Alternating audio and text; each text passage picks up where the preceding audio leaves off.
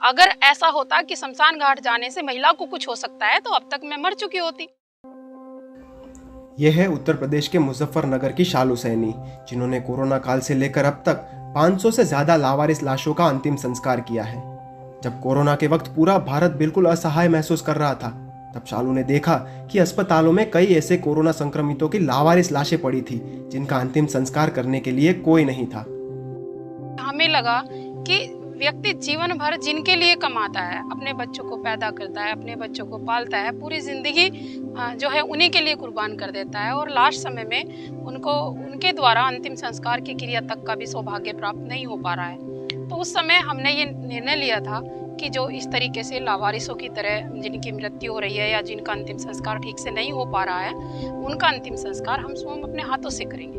शालू ने ये काम शुरू तो किया, लेकिन इसमें भी लोग उन्हें टोकने से नहीं कतराए। हालांकि शालू ने इन सबको नजरअंदाज किया और अपनी सेवा जारी रखी।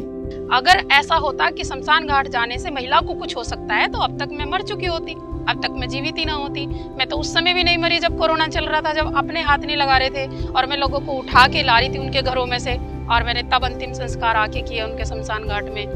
कोरोना के बाद भी शालू ने अपने भाई और साथियों के साथ मिलकर ये काम जारी रखा और साक्षी वेलफेयर ट्रस्ट की शुरुआत की।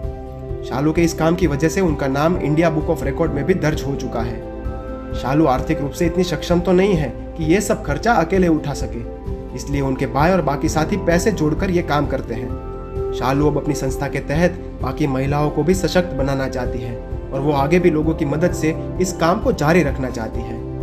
एक हमारा टोल फ्री नंबर है 8273189764। इस नंबर पर आप कोई भी ऐसा लावारिस व्यक्ति आपको नजर आए या फिर कोई परिवार ऐसा हो जो अंतिम संस्कार करने में असमर्थ हो, तो आप हमारे इस नंबर पर संपर्क कर सकते हैं और हमें सूचना दे सकते हैं। बाकी यदि कोई भी इस देश में किसी को भी लगता हो, किसी भाई को, किसी बहन को, किसी को भी लगता हो कि हम अच्छा कार्य कर रहे हैं, तो वो हमारे जो है संस्था को सहयोग भी कर सकते हैं, क्योंकि समाज के काम सहयोग से होते हैं, अपने से कभी नहीं होते।